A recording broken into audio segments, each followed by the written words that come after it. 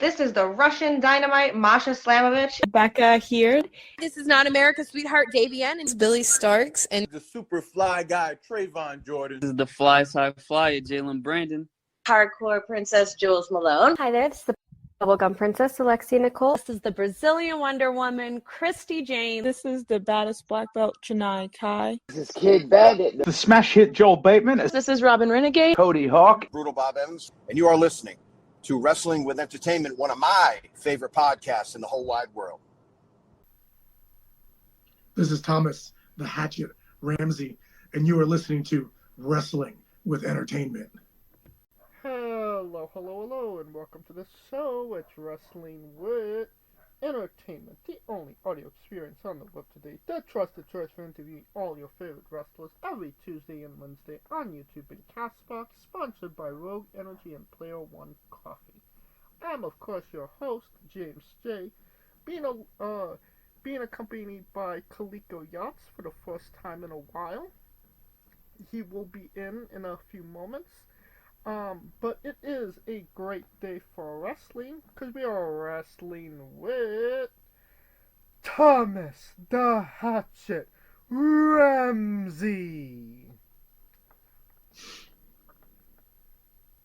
How are you? How's it going, guys? I'm doing well.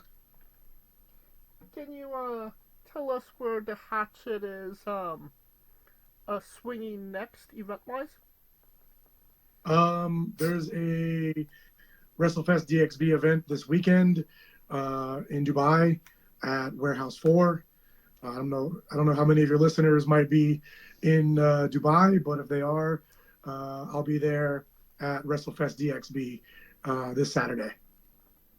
Okay. And so I guess this is timing-wise. I guess this would by the time this drops, it will have already passed. Actually. So after this drops, I'm not exactly sure. So that'll be probably mid to late November, somewhere in the Middle East or Dubai. Okay. And where can we find you on social media? You can find my Instagram, Ramsey E4, RAMSEY E4 on Instagram. That has all my wrestling stuff, Jujutsu stuff, all kinds of other things. For booking or any other information by email, you can reach me at ramseybjjpw@gmail.com, and then you can find a lot of my matches and highlights on YouTube under Thomas Ramsey Pro Wrestler. You don't have to go looking for it. All of the links to all his social media will be in the description of the video below, both on YouTube and Castbox. Awesome. I do have shirts. I have a few shirts locally. I can ship them out. I did a collaboration with a jiu-jitsu brand called Half Sumo out of Brooklyn, New York. So they did. All right, could you tell us where we can find your merchandise again? I apologize. Yeah, if you message me on Instagram, you can send me a DM if you're interested in any of the shirts that I've done, and I have those there, and you can message me. And if you're local to the Dubai area or you're in the States, I can find a way to ship something out to you, or we can figure out a way. I don't have it up on a store or anything like that. I just have stuff that I've printed here locally in Dubai. I usually just have them at shows, and then if I make it back to the States, I'll bring stuff with me when I go back to the States. Perfect. And once again, all of the links to all his social media will be in the description of the video below, but on YouTube and Castbox. Alright, let's get into it. You work for WrestleFest DXB. Can you tell us about your relationship with the company? Yeah, I've been with them since the inception. I wrestled. I was actually the very first match on the very first WrestleFest DXB show. And I actually wrestled one of your previous guests, Kuya Byrne, on that show in the very first match of the very first WrestleFest DXB show, which I think now is about going about 3 years ago now. And they started up as a What's that? Oh, continue. What you were saying. It started up as a promotion built out of the Wrestling MD training school that they had started up here just around the end of the pandemic. So I guess that would have been like 2021, somewhere around there. And then 2022, we launched the WrestleFest DXB as a regular show, monthly show.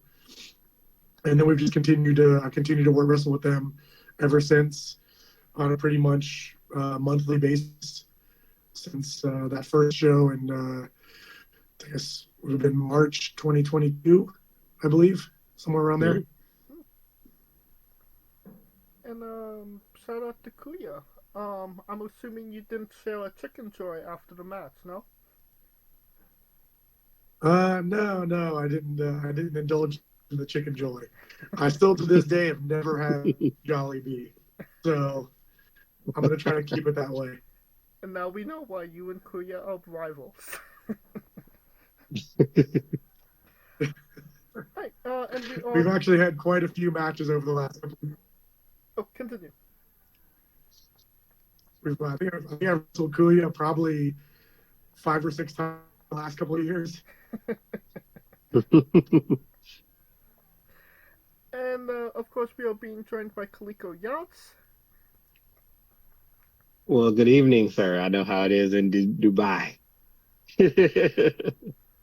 About a little bit later here than it is for you guys. Oh, yes, indeed. And we just want to thank you for even taking the time. My first question is, because I know you're just like a Brazilian Jiu-Jitsu guy, and I know that takes such determination.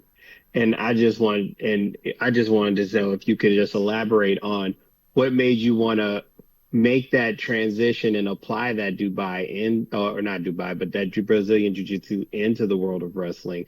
And was Brazilian Jiu-Jitsu the reason you went out to Dubai? Because I know that Brazilian Jiu-Jitsu is usually like this big global phenomenon. And if you could elaborate, linking that with the culture of wrestling in Dubai, because when we hear a lot about wrestling countries, most, Mexico, Japan, the States, we get those, but we never get that Middle Eastern perspective when it comes to the love of wrestling. Yeah, it's a great question. I actually started out, I was a pro wrestling fan as a kid. I grew up watching like early like WCW, you're like late 80s, early 90s, NWA, WCW. I'm from the same town as Brian Pillman. Ooh. So I was a huge Brian Pillman fan as a kid. So I grew up around that and then kind of followed wrestling through the 90s. And then I started jiu-jitsu in 2002. Mm-hmm. And so I've been training jiu-jitsu. I trained with George Gurgel's MMA Academy in Cincinnati. Mm-hmm. This is where guys like Rich Franklin came out of there. Oh, yeah. Matt Brown. So I trained those guys for years, and just randomly an opportunity to teach jiu-jitsu fell into my lap in 2014. And I made the shift to come to Dubai and start teaching Brazilian Jiu-Jitsu in Dubai. And that's kind of how that started. I am here in 2014 in Dubai teaching Brazilian Jiu-Jitsu. I worked at Team Nogueira Dubai, which is a affiliate of the Nogueira brothers that were famously Antonio Nogueira. Yep. Yeah. UFC champs. So I teach at the Nogueira Academy in Dubai, but I've been teaching there for the last 8 years or so. And then how that turned into pro wrestling was a random occurrence. I saw a advertisement at some point about Dubai Pro Wrestling, which I think Kuya mentioned. And I went out to a couple of their shows. They were just holding these really small kind of academy style shows in different sports venues. Probably a lot of kids there, maybe 20 or 30 people showing up. And I went to a few of their shows, and I kind of forgot about it. I didn't really think about going to do pro wrestling at the time. And then a few years later, I fell into meeting some people that let me know about this. I kind of learned that there was a pro wrestling school in Dubai, and what actually happened was they did the WWE tryouts here, and one of my jiu-jitsu students at the time, Shadia Basesa, she won the women's tryout for the Middle East, and she said, "Hey, coach, I'm doing jiu-jitsu for a while with you, and I got something really cool to tell you. I won the WWE tryout, but I don't know anything about pro wrestling. And I know you're a big fan of pro wrestling. Can you tell me about that?" So we met a few times and talked about pro wrestling, and just kind of like, "Oh yeah, you need to go watch these old WWE shows, or you need to go watch some old WCW. You need to know about the Attitude Era, and you need to know about the Monday Night Wars and all this kind of stuff." And I then ended up being featured in a video with her that was in the they did a WWE show around then. I guess maybe that was 2018 or so. I guess I'm thinking 17 or and after that, I went to a couple classes with Dubai Pro Wrestling. One of those classes actually Kuya was at. Kuya, and he mentioned one of the coaches that's now with Wrestling ME, Sam. So they were there in the class. I met those guys, but I was still focused on jiu-jitsu, coaching. I still wanted to compete a little bit. And at that stage, I kind of held off on it again. So that would have been 2018, 2019. And I would have come in after the pandemic. So 2021 rolled around. Shadia was in NXT at the time, I believe. So I kept in touch with her a little bit over the years with kind of what she was doing with NXT. And but it was another random occurrence. A buddy of mine that I trained jiu-jitsu with was also a chiropractor, and he said, "Hey, I'm doing chiropractor work for a couple pro wrestlers, and they're running a school in Dubai. You want to go down and check it out?" And I went down, and I met the guys down there at one of the early classes for Wrestling ME in early 2021. I met a lot of the guys that were there that are now the current roster of WrestleFest DXB. And that was kind of where it started. And I just went from like that love of pro wrestling as a kid to using like jiu-jitsu kind of brought me back into like accidentally falling into thinking about pro wrestling again, watching pro wrestling again through that situation with Shadia winning the WWE tryouts that they held in Dubai. And I had a couple other like random occurrences. I went to compete in jiu-jitsu in Japan, and I happened to walk by Korakuen Hall. Oh yeah. And I saw the New Japan Pro Wrestling bus outside, and I was like, "Oh, that's cool." And I kind of like looked up. I hadn't really followed any New Japan up until then for probably not since watching Liger and Brian Pillman in Cincinnati. And so there was kind of like a bunch of little weird occurrences that all hit around the same time that kind of led me to getting interested in pro wrestling again after not really watching much since the late 90s, early 2000s. When I would hear stuff that seemed interesting, whether it was like the ECW stuff with WWE and CM Punk, kind of that, I would kind of drop in here and there, but I didn't really follow much through most of the mid to late 2000s until recently, 2017, 18, when I went to Japan to compete in jiu-jitsu and ended up catching a random like destruction show that I think other guys were on it that just kind of got me back into it. I was interested again, started following pro wrestling again through from 2017 to when I started wrestling in 2021.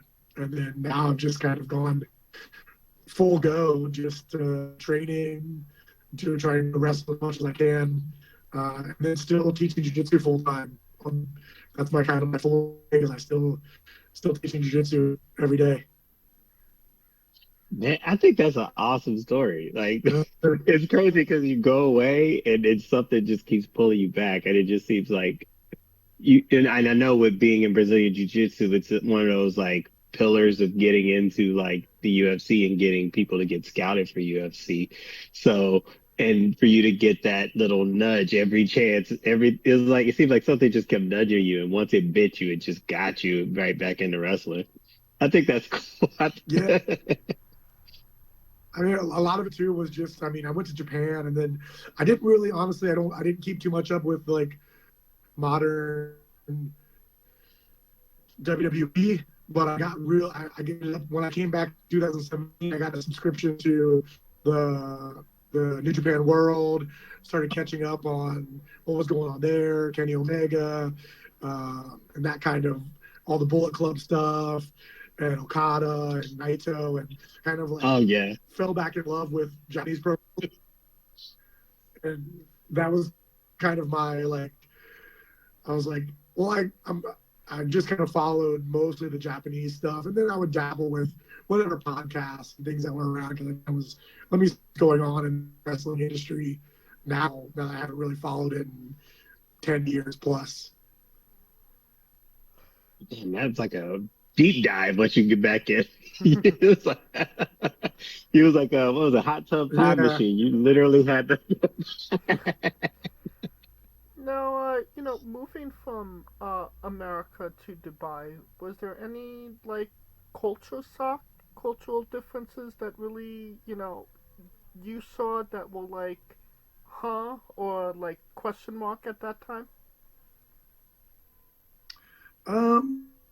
I mean, the situation I had when I first came out, I worked for a small jiu-jitsu Muay Thai kind of studio. It wasn't the size of Team Noguera. Culture shock, honestly. Obviously, you're moving from the U.S. to a predominantly Muslim country. So there are certain aspects to the culture that growing up in Ohio that I wasn't used to, but nothing that really shocked me. As long as you're very respectful to everybody, and some of my closest friends out here in Marathi, that you just kind of find different things that you're interested in, whether it's music or comic books or pro wrestling or jiu-jitsu. You find common interests with everybody all over the world. Couple guys, even when I came into teaching jiu-jitsu, I had Irish students and Jordanian students and Emirati students and Filipino students. So you have this big cultural mix, and everybody finds something that you're interested in that you kind of gravitate towards, and that's what you bond over. And outside of the cultural things wasn't really so much anything that shocked me, but it was more the living situations that I was in early on. I kind of came out here with kind of unknown expectations for what my living situation would be, and I was in these little room shares for the first year or so that I was in Dubai. I was in small room share situations, living in apartments with random people I didn't know. Those were kind of more of the things that shocked me. I listened to your podcast with Kuya Byrne, and for me, even the food stuff, I remember the first place I regularly went to was one of the malls, one of the biggest malls here, Mall of the Emirates. And you go in there and they have Cheesecake Factory and McDonald's and there was in the metro station there was a Subway, so I was eating Subway every day, and like the culture shock is what you make of it. At least that was my experience. Obviously, there's going to be some things depending on how your personality, but for me, I'm a very respectful person. There's like not giving people middle fingers, not dropping F-bombs in public, and that kind of stuff that as Americans we're kind of like, well, whatever, we're just going to say these things and there's going to be no repercussions from it. Here, obviously, those things you need to be aware of that are frowned upon or potentially even illegal. So if you can kind of keep yourself in check as far as your I don't know, hostilities about getting cut off in traffic or somebody bumping into you in public and not throwing up a middle finger or dropping an F-bomb, you should be fine. Those are the only things, like culturally, those are the things that for me, were the only things that I had any notice of that I was like, oh, I can't yell expletives in a public place. Like in the States, you could be anywhere in a mall or whatever and yelling F words and whatever, and nobody's going to bat an eyelash. But here, those are things that you need to be mindful of. And those are just, I mean, if I don't drink either, so I don't end up in situations that a lot of people don't realize in Dubai, there's bars and nightclubs and all this kind of stuff everywhere. So I don't put myself in those situations where I have to deal with those circumstances. So I never really had any issues. Okay. And kind of switching back to pro wrestling, you were Dubai World Champion. What Yes. does that mean to you to have won that title? For me, that was I originally wrestled a year after debuting with WrestleFest EXB, and we had run some academy shows prior to that through 2021 with Wrestling ME, and I had a handful of matches there. And then I had that debut match on WrestleFest EXB with Kuya Bird. He actually beat me in that match. And then I went on a streak of wins through that year, 2022, culminating in a title match with the champion at the time, who was Shaheen, who's now wrestled. He's done some stuff with the New Japan Dojo in LA and some other great things, traveling around the world. And he wrestled recently for GLEAT in Japan. He's wrestled Dan Maloney and Francesco Akira and a bunch of other names. So I wrestled him for the title, and in that moment, that's why I thought that was kind of the culmination of a childhood dream of a kid. I'm like, oh man, I'm wrestling here for a title in a pro wrestling promotion. It's not WWE, it's not New Japan Pro Wrestling, but in the world that we cultivated here, it was a big deal to me. And that's kind of where I thought what I thought would be the culmination. And Shaheen beat me in that match, and I was super excited about that match. And I was to that date, it was probably my favorite match and the best match I had. But then we progressed over the year following that, and they came to me and they said, hey, we're gonna have you work for the title again. And I ended up, there was a few things that happened. The champion at the time had some personal issues from what I understand, and he had to drop the title, and it was vacated. And we did a kind of a mini tournament, so to speak, that I ended up wrestling Emirati wrestler Fayez, who's been one of the mainstays of the pro wrestling scene since Dubai Pro Wrestling. Him and Savage Sam were kind of the two guys that were the main guys wrestling for Dubai Pro Wrestling. So I ended up wrestling Fayez for the title and won the title from him in June of last year. And for me, it was an incredible feeling that I accomplished something, again, on a very small scale.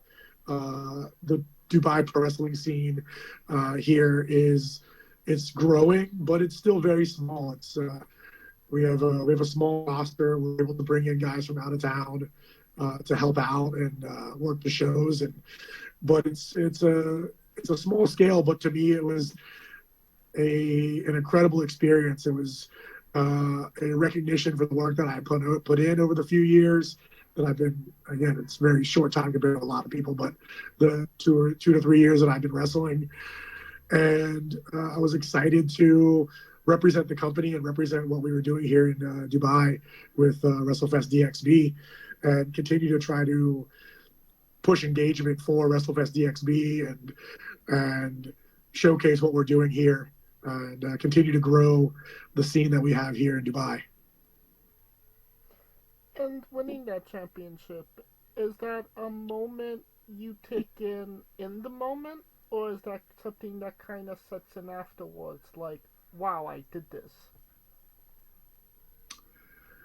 A little bit of both. I mean, obviously, we know how pro wrestling works, and so there's a realization that this is going to happen. How can I make the most of this experience and this opportunity to showcase who I am as a pro wrestler, to put my best foot forward, I guess.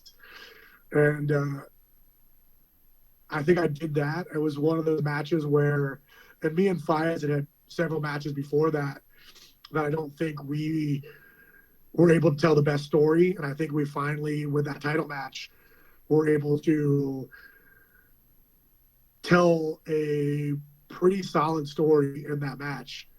And I thought the finish came off really well. I used Jujutsu in the finish. I finished with a flying armbar, which I thought was I just decided in the moment that's what we were going to go for, and that's I was going to figure out a way to make it work, and it worked, and I thought it came off really well. And then you kind of take in that moment of like, oh, I got a pro wrestling championship belt over my shoulder, and there's a lot of people that get into pro wrestling that never get to experience that. And I was able to, from being I posted pictures of it on my Instagram a while back. I guess it was 1998. I was at the Brian Pillman Memorial Show, and I got pictures taken with Steve Austin and Chris Jericho as like a 14-year-old. And to go from being that kid that was a huge pro wrestling fan to getting a black belt in Brazilian Jiu-Jitsu, traveling around the world, training Brazilian Jiu-Jitsu, and then to be able to say that I put a pro wrestling world championship around my waist, and that I have that accomplishment now, that I'll be in that same record book for WrestleFest DXB with Shaheen, with Dan Maloney, with current champion Sam. So it's one of those moments that you take in, and how can I make the most of this in this time period? Again, we know how the world of wrestling works. And I could be the champion for a month. I could be the champion for 3 years. Who knows? So let's make the most of what we have and put on the best performances that I can in the time that I have that opportunity. All right. Kaliko, you have a question. Oh yeah, and first and foremost, congrats, because hey man, you won one more championship than I have in pro wrestling, so I take any championship is better. You know what I mean? No matter where it's from. Yeah. So you're talking about WrestleFX DXB, and you said it's more of it's a small, right now it's on a small scale. And what I wanted to have you emphasize is the community impact of having WrestleFX DXB. Because I know sometimes when those communities get in a hold of it, they seem to be more into it, and you get that more crowd authenticity from a crowd. Even though it's like a smaller crowd, it's more engaging because it's something that they feel that belongs to them, kind of like, like a football team or anything like that. So if you could elaborate on the impact of having that promotion in a community like that, and making the inroads with the people of that community. Absolutely. I mean, it's the wrestling community here and the people that are fans.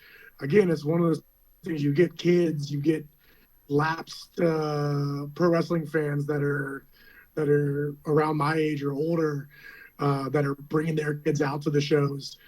There's some people that are just friends of the wrestlers that come out to support us and to support what we're doing, and then that community starts to grow. Shaheen and some of the guys from WrestleFest DXB recently put on an event called Wrestle Connect, which was just a community, kind of almost a community outreach, where they talked about partnering with some how would you say,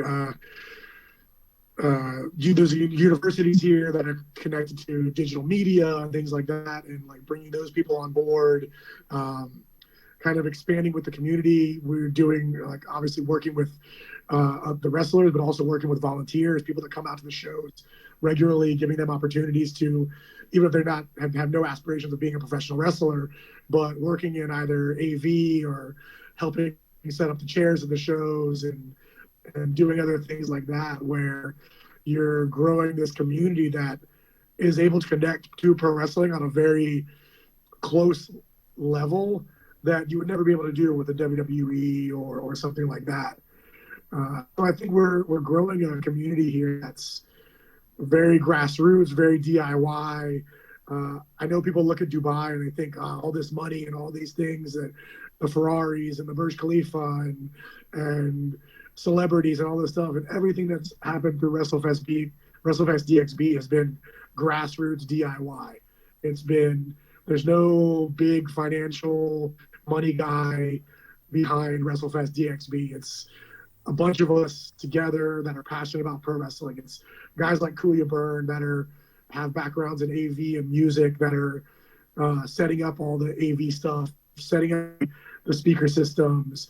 It's guys that came out to the shows that would come up to us after the shows and say, how can I be part of this?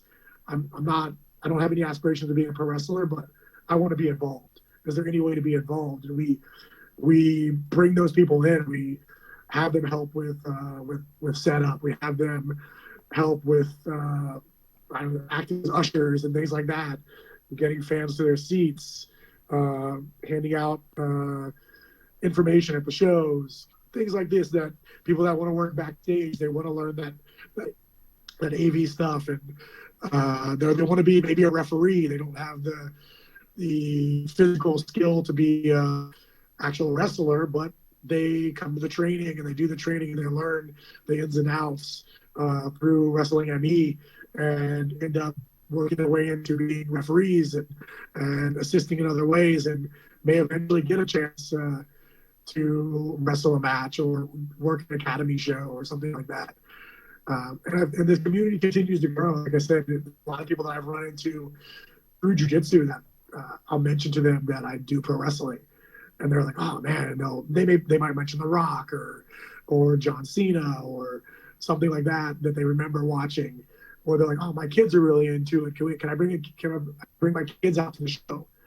And then they come out, and maybe they're not huge pro wrestling fans. I think I told somebody we did the crossover show with Progress a year or so ago, and some of the people were asking about what the pro wrestling scene is, a pro wrestling environment here is.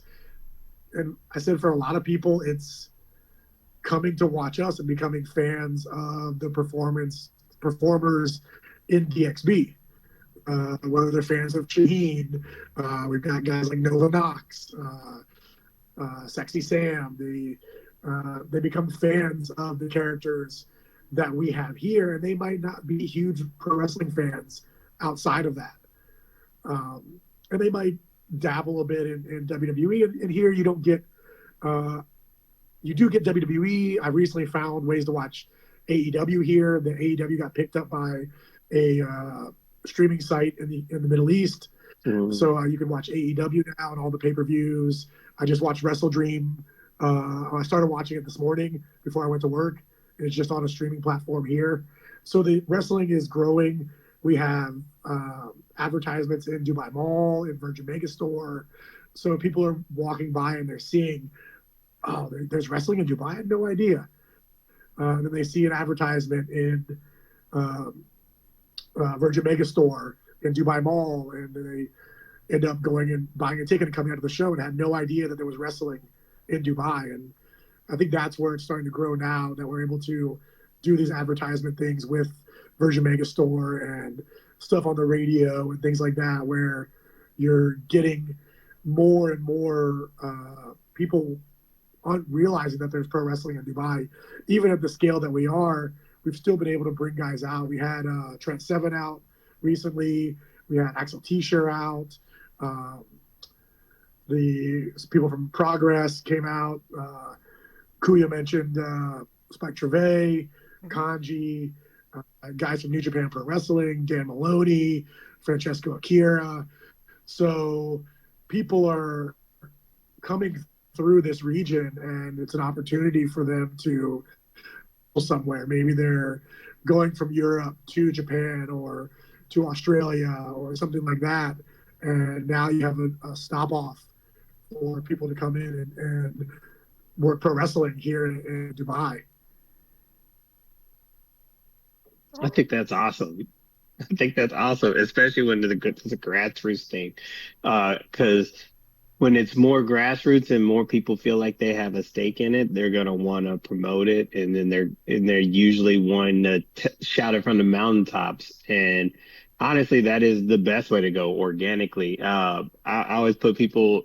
Seems like you're trending towards that, and people are gonna say like ECW, but ECW was this thing where people felt like it was theirs, and even though it was long and gone, they still feel that connection to it because they actually had the stake in it. And I think that's the best when wrestling's at its best. And I wish nothing but the best of luck for WrestleFest DXB in Dubai. Thank you. I think we've got a lot of cool stuff coming up over the next year or so. So, I mean, onwards and upwards, and we're just the guys there. I don't work so much behind the scenes helping out as much as I can. I don't have any audio, video, AV skills or management skills or event setup skills, but I'm learning on the job too. I'm trying to pick up a few new things in the back and helping out as much as I can, even if it's ring set up and setting chairs up and getting everything ready for the fans to come in and enjoy that couple hours of their Saturday night instead of going to a movie or going to the bar or going to any other number of events that we have in Dubai on a regular basis. There's all kinds of events that come through here, and people have to decide to spend their night in a small place. Dubai is not a huge place. There's a lot of people here, but it's when you think about the scale of it's not the United States. It's not like you're in Philly and you can drive from New York to Philly. You can drive from Pittsburgh to Philly. You can like some places like ECW would have been. It's a small community here, and people have to decide to come watch pro wrestling on a Saturday night instead of going and doing other things that are in Dubai. And we continue to try to draw those people in and get them to become fans of what we're doing at WrestleFest DXB. All right. Now, can you tell us about your match against Carlos Zamora?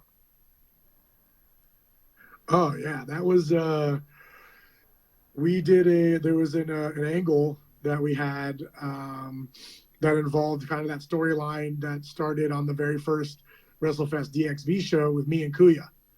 And Kuya Byrne is a fan favorite. He's your quintessential babyface, come from behind kind of wrestler.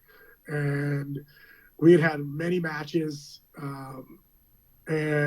but he's the guy that does everything. He wrestles, he referees, he works in the back, he plays music, all these things. He gives fans chicken and tries to buy their love. So we're very diametrically opposed professional wrestlers. And there was we have something in the DXB, I don't know how you explain it, but similar to something like a Money in the Bank or something like that, where you win these medallions. And the medallions usually some kind of small tournament or a multi-man match that ends up with somebody winning these medallions that are all colored, the colors of the UAE flag. And I had won those medallions leading up to my match with Shaheen. And then there was a time period when Shaheen left to go train at the New Japan Dojo, and he awarded those medallions to Kuya.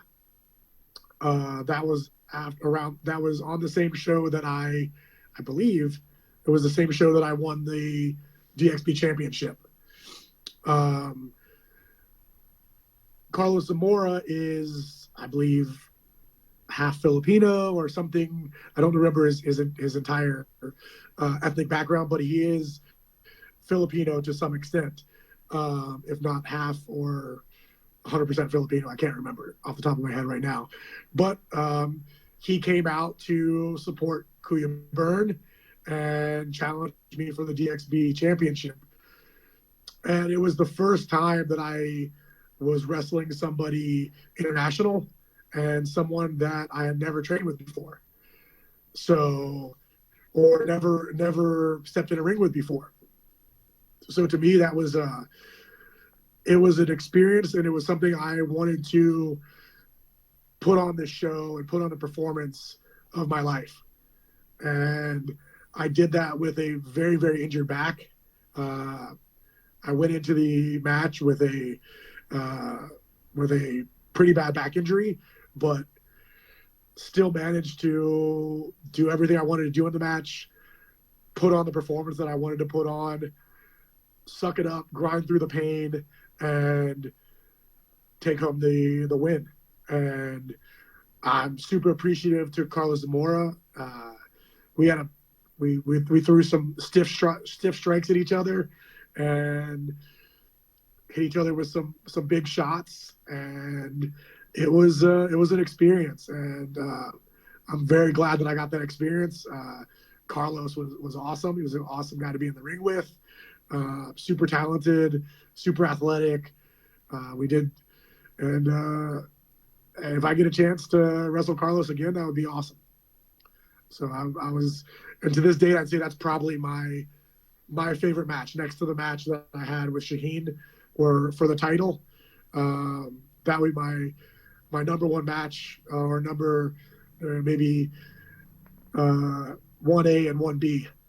The match with Carlos was an opportunity for me to say to myself, yes, I can go out and wrestle guys internationally. I can go back to the States, or I can go somewhere else and make the most of those opportunities if they come about. All right. Now, on the opposite end of that spectrum, you've actually trained with the famed Cody Hawk. Can you tell us about how that came about and what that experience was like? It was so funny story. When I first started doing jiu-jitsu back, this would have been probably 2003, 2004, somewhere in there. I was grappling with a guy that dropped in to train with us, and at the time we were in a part of Ohio called Middletown, Ohio, which is about 45 minutes north of Cincinnati. And I was grappling with a guy, and I noticed that he was wearing a Jushin Thunder Liger Super J-Cup shirt. And randomly, I asked him, I was like, man, where'd you get that shirt? And this is still very, very shortly removed from me being a lapsed pro wrestling fan. I was still dabbling in keeping up with what was going on with the WW, ECW, and that kind of stuff, while also being fully entrenched in Jiu-Jitsu and MMA and UFC and all that kind of stuff. And the guy told me, oh, I got it from Liger. I wrestled Liger in Japan. And I was like, wait a second, who are you? And it was a guy named Chad Collier, who had wrestled in the UK as Chad Malenko. He was trained by, if I remember correctly, he was trained by Dean Malenko. He had wrestled in Japan. He had wrestled who's who of like your Japanese guys that were like in that junior division. He had wrestled for OVW, HWA. He was in that whole world of like that Midwest, Cincinnati, Kentucky pro wrestling world. And we trained for a while, and I kind of lost contact with him. And when I started wrestling, I was going back to the States to visit my family. And I reached out to him on Facebook, I believe, and just said, hey, man, I'm doing pro wrestling now. Is there any chance I train with you? Could you, I'll pay for your time. Like, I don't know what you're doing now. And he told me he was retired and he wasn't really doing much pro wrestling anymore. But he was like, hey, I got a friend that has a ring. Let me see if we can catch up over at my buddy's ring and we'll do some training there.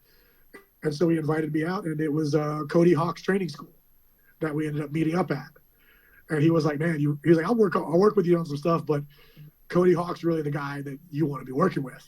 He's like, he's still training guys that are active. He's still involved in the current wrestling climate. So I ended up training that time with Chad and Cody a bit. And a lot of it was just fundamentals and kind of picking and I had them watch a couple of the matches I had at that point, kind of break down what I need to be working on and what they saw for me as kind of character development and things like that. And then every time since then, I've gone back to the States. I'm trying to catch up with Cody. So that was a great opportunity. He's now, the last time I was home, just last May, he's no longer living in Cincinnati. Yeah. He's I think he's in Tennessee or something, working with Micro Pro Wrestling. So I was able to, fortunately, well, I guess not this time, the time previous that I was there, I was able to train with Brian Pillman Jr. down at Bone Crushers in Cincinnati. So they've got a great group of guys down there also. So there's still places for me to go train whenever I drop back into Cincinnati. Has it come up to wrestle in America? I don't believe you have at this point, no? No, I haven't.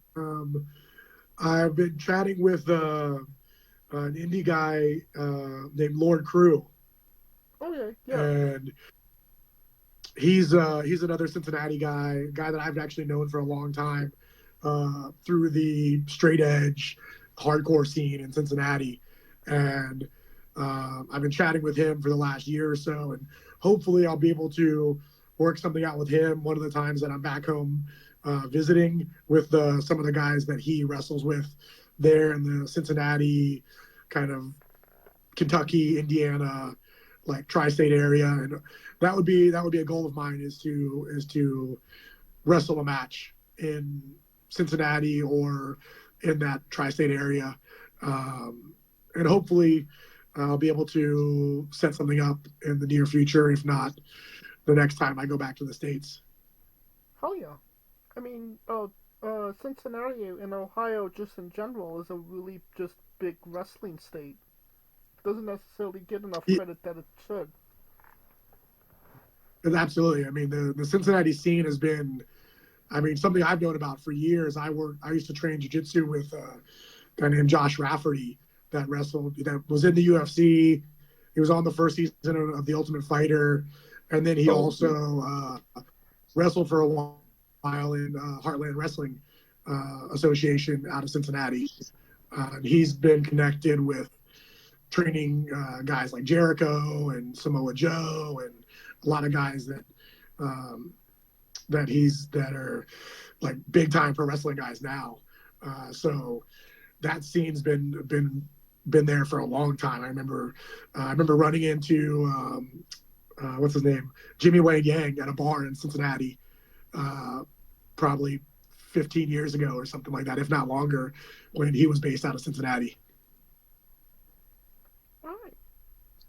Kaliko, you have a question. I mean, I'm hoping he gets into Indianapolis. I mean, Royal Rumble's in Indy, and we all know usually the big four, they usually attract a lot of indie talent for the weekend. So I mean, that's just me being personal because I plan on being in Indy, so maybe I could see you wrestle in person. You know what I mean? That's just my bias. That's just me. Don't mind me. I don't know what, kind of like with my work schedule. Obviously, one of the things in Dubai is that we have contracted work schedules here, and so the time that I'm able to go back to the States, usually I plan around like family things. So I don't see myself back in the States again, and probably until May or so of next year. Unfortunately, if I see an opportunity to go, though, I'll jump on it. So fingers crossed. Let's see what happens. Hey, I hope so, man. I think it'd be a good transition for you to hit the States because it's time for people to start knowing, you know, your name and stuff like that. That's just me personally, and it's easier when you come in and make a statement like, this is me, and I'm just going to dump somebody on their head and make it a win. All right? Makes it easier. I do enjoy jumping people on their heads. That is one of the reasons I got into pro wrestling. Okay, so with the Brazilian Jiu-Jitsu background, easier or harder to dump people on their heads? Heaviest person you dumped on your head? Faez is a big boy. Faez is. I was able to catch Faez with an exploder, so that was probably the biggest guy I've suplexed or dropped on their head was getting Faez up for a wrist clutch exploder. Ooh.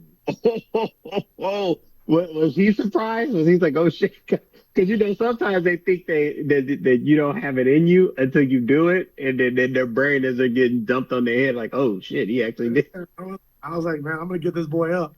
I was like, I'm gonna find a way.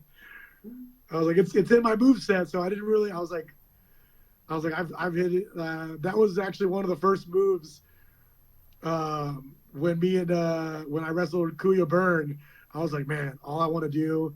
I used to tape trade back in the 90s, and I used to tape trade for Joe Nakayama matches and all Japan matches. And I was like, all I want to do, if I wrestle one match, I want to hit a wrist clutch exploder on somebody.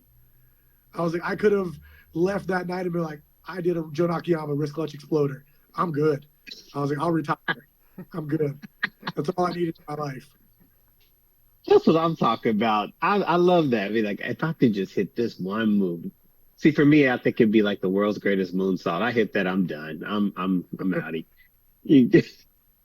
Although my kneecaps might say otherwise.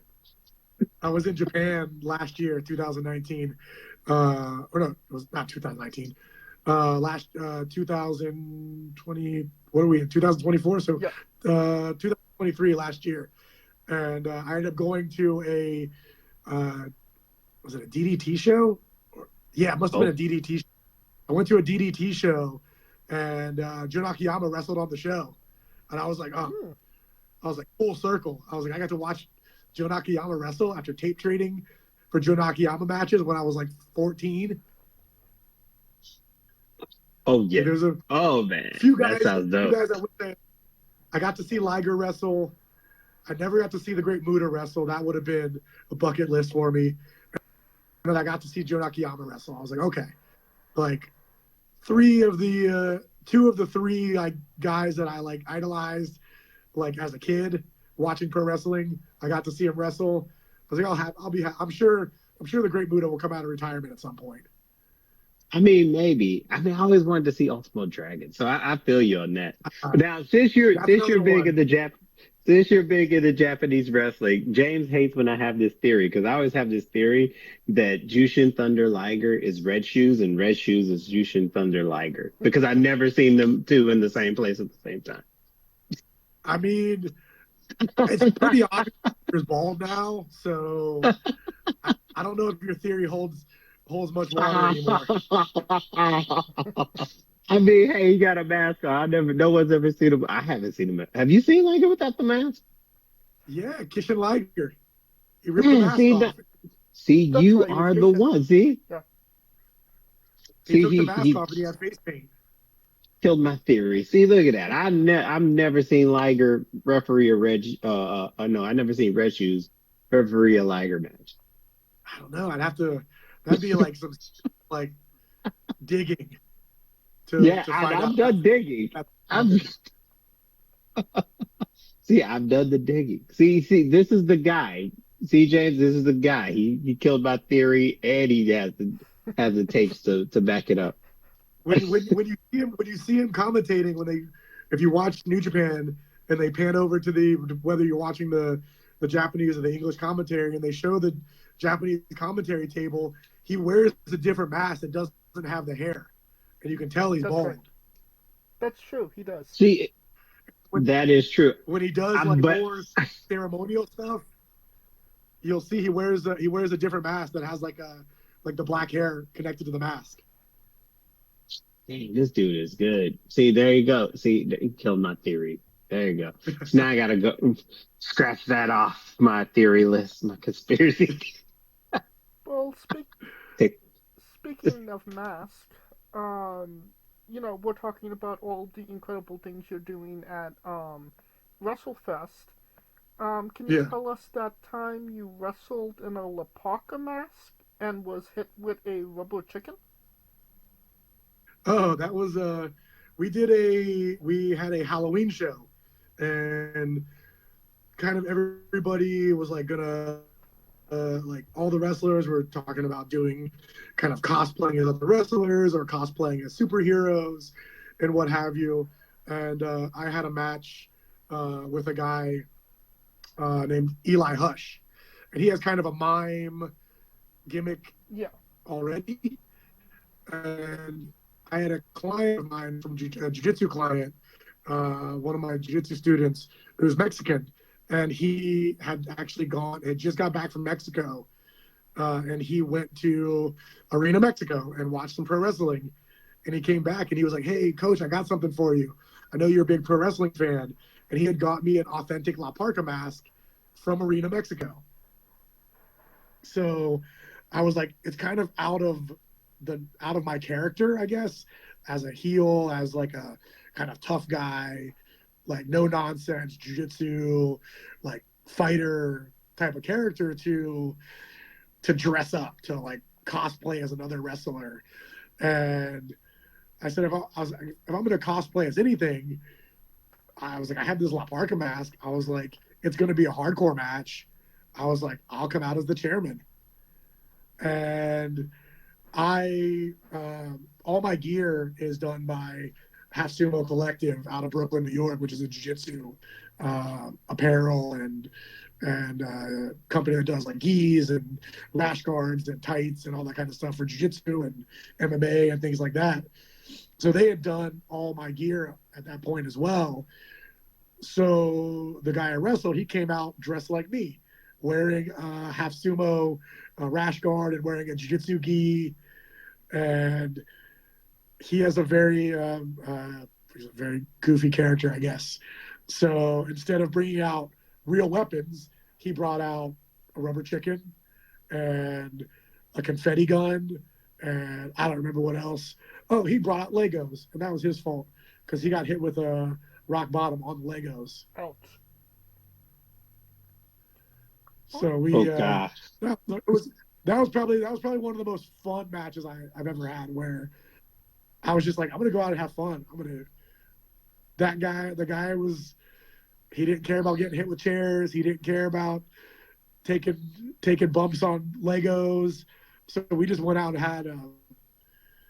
had a fun, like kind of slightly comedic hardcore match. And then also I kind of have a signature spot now where I hit people with soda cans. And I think that started in that match.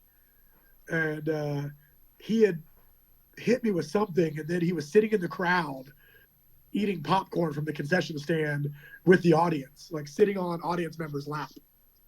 And I went to the concession stand, and I was like, man, I gotta hit this guy with something from the concession stand. And the first thing I saw was like a Diet Coke can that was full. So I just cracked it open and busted him in the back of the head with it while he was sitting in the audience. There you go. And then after that, I was like, it got a huge pop from the crowd. So I was like, every chance I have, if I have an opportunity, I'm hitting somebody in the face with a Coke can. And the way the cans that we have out here are like the tall, thin ones. They're not like the short, like fat kind of Coke cans you usually think of. They look more like Red Bull cans. Okay. Yeah. Okay. Yeah. So they're pretty perfect for just that crushing and exploding effect. If you give it a little shake before you pop it open and hit them with it, you get that crazy like soda spray. Okay. Yeah, because it's tall and it's just. Yeah. Oh man, see the short Coke can. It's just going boom. It's gonna go flat and just dent. Yeah. It's like It's one of those things I was like, this is a fun spot. Let me see how many different ways I can figure out how to hit people in the face with Coke cans. Oh yeah. I'm sure you've mastered it since then. Yeah. I've probably done it 5 or 6 times in matches that I can think of. I need to get a sponsor by somebody like C4 or something. Some energy drink. So I can get a stockpile Celsius. Yeah, see, Celsius. I get, what's the other one? Yeah. I'll do Alani. We don't have Alani out here. I saw it in a few like sports shops for a while, and then it disappeared. But I'm seeing Celsius up. Rise, there's a new one called Rise. That's pretty good. Rise. Yeah, they do those Sunny D energy drinks. Really? Sunny D energy? Jesus. Yeah. So if you can find Rise, I think they have them at like maybe like GNC, vitamin shops, places like that. They do and they do a Baja Blast energy drink also. Oh, that sounds good as hell. That sounds good as hell. So I'm trying to get that. I'm trying to get sponsored by some Sunny D, and they call it the Baja Cooler though. I don't think they can legally use the name Baja Blast, but they do have the rights to the Sunny D, so you can get you a Sunny D energy drink. Ooh. Give this man a sponsor if you're listening. I know, right? Yeah. The D could be for denting your face. Hey, if you want me to take drinks in my face, I'll do the Stone Cold Steve Austin on the top ring rope. Whatever, man. Whatever you need. I'll crack 2 of them together, chug them. It's all good. Hell yeah. Hey, Kaliko, you have a question. I mean, I could go on forever with this guy. Because, I mean, he's a Brazilian Jiu-Jitsu trainer, so he's going kind of that UFC route. And I always wanted to know, have you ever been on the Fight Island? Did they ever invite you on the Fight Island? You had to train somebody on the Fight Island during the time. You know what I mean? Because I felt like at that time, especially during the pandemic, it felt like a kumite. So I never made it out there. I didn't have any, at the time, I didn't have any reason to go. And I work mostly with kind of your general population, Brazilian Jiu-Jitsu students. I run a kids program. I have a class. I teach a class at 7 a.m. and I tell people it's my business professionals class. It's guys that are coming in, getting a little bit of sparring, breaking a sweat, and then going to the office at 9 a.m. I work with a few fighters and a few guys that are competitive jiu-jitsu guys, but I mean, for the most part now, I work with our kids program, and I work with a lot of your general population. I did for a long time when I was in the States. I worked with a lot of guys that fought in the UFC. So I've been to Vegas, I've been to California. I was at the Montreal UFC when George St. Pierre fought Josh Koscheck. I was at Oh my God. Yeah, that's a long. Josh Koscheck. That's a. Yeah. That I is was at a the name. The Lesnar Couture fight when Lesnar won the title from Couture. When he won the title. Yeah. Oh, consider you didn't watch wrestling at that time. You probably was catching up with Well, of course, everybody knows who Lesnar is. What was your thought process when he was cutting that promo?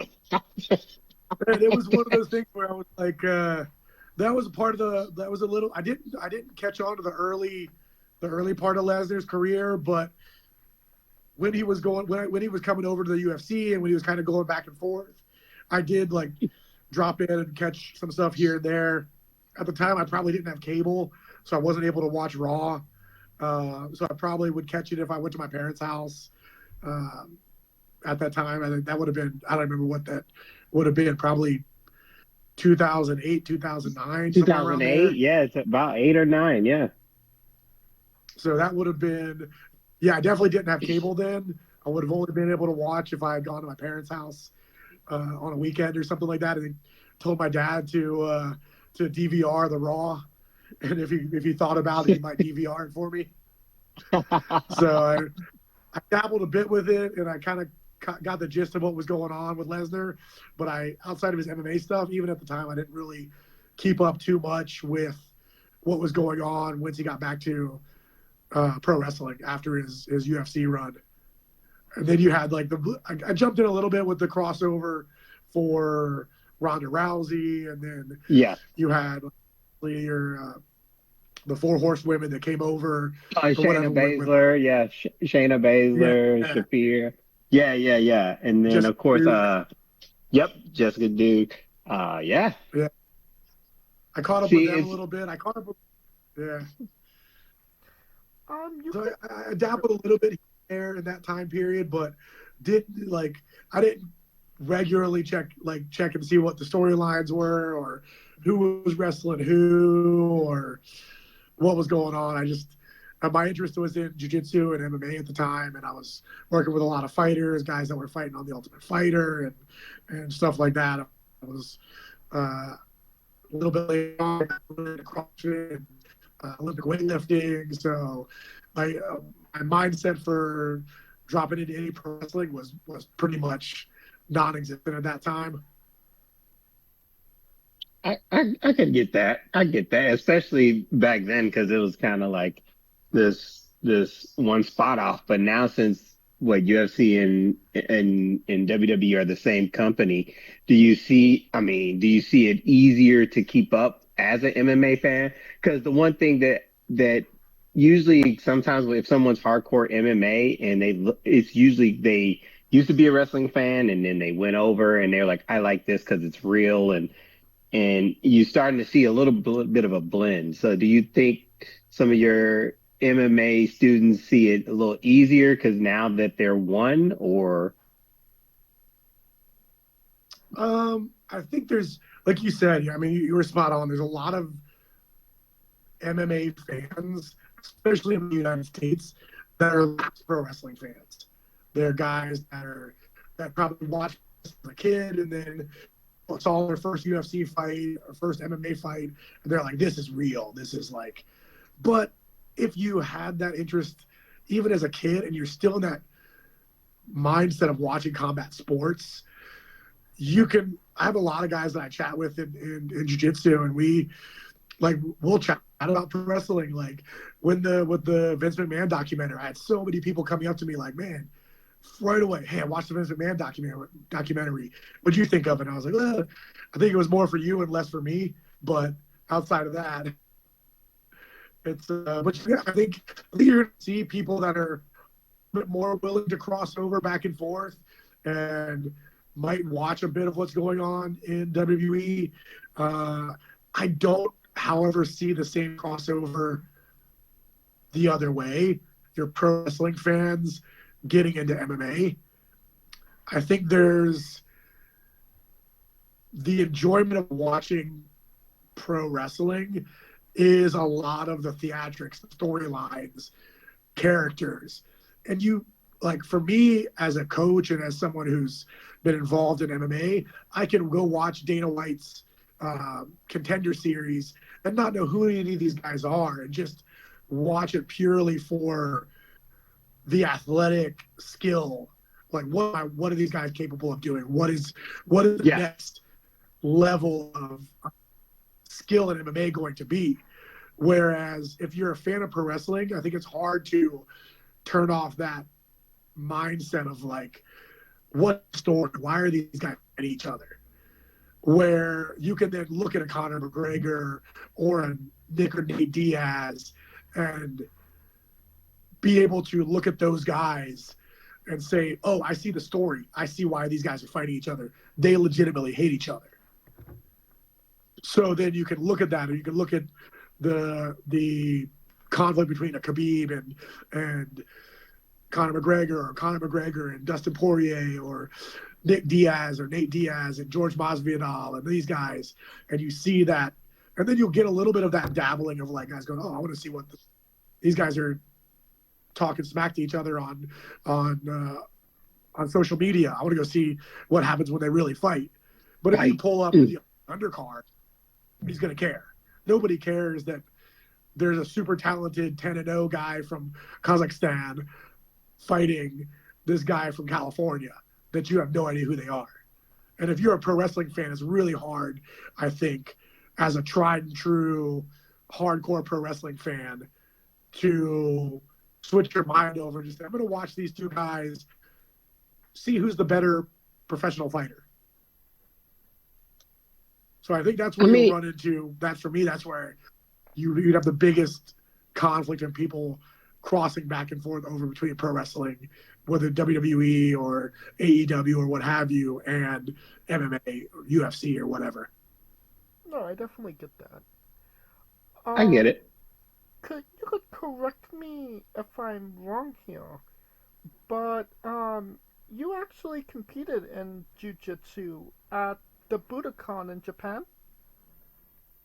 Yes. I wrestled at actually not the Budokan. So there's two. There's the Tokyo Budokan and there's the Nippon Budokan. The Tokyo Budokan is in the north of Tokyo. The Nippon Budokan is the one we usually associate with pro wrestling. The Nippon Budokan is where I watched the G1 finals at in 2019 when Moxley, another guy from Cincinnati, I went to the G1 finals at the Nippon Budokan when Moxley wrestled in that G1 in 2019. But the Tokyo Budokan is a different arena, which hosts, I believe, more like smaller scale sports and martial arts and things like that. But I still, that was 2017 that I competed at the Tokyo Budokan. And it was kind of like a random, one of my clients had an opportunity to share an extra ticket with me. And I took the opportunity and was like, well, I had at the time I hadn't competed in several years, and took about 2 weeks to try to get in shape, the best to compete. And I lost my first match by points, but it was more one of those bucket list things. It's kind of the same reason I want to wrestle in Japan at some point in time, just to mark it off that bucket list. I competed in Japan in Jiu-Jitsu, and then was obviously the history of Jiu-Jitsu and Japan and pride and the MMA and stuff that's come out of Japan, but then also that opportunity to eventually, hopefully, wrestle in Japan at some point. Oh yeah. I think that's a good segue into Thomas's bizarre adventure. You're a pro wrestler that goes up and down the roads, and weird, crazy, and bizarre things are bound to happen. Can you tell us a road story that fits that description? Ooh, a road story. It's not necessarily related to me wrestling, but the last time I was in Japan, I went to the famous Hao Ming mask store in Tokyo, Okay. and the guy there, he's such a nice guy. He's such a just an absolutely nice guy, and I was there chatting with him, and he was like, "Hey, do you want to go to watch pro wrestling?" And I was like, "Of course." I had tickets myself for, I forget what event it was. There was an event I wanted to go to the Sumo Hall, so I got tickets for whatever New Japan show was at Sumo Hall. I can't remember what it was off the top of my head, but yeah, he ended up taking me to a DDT show, which was probably one of the most bizarre pro wrestling experiences I've ever. I don't even know.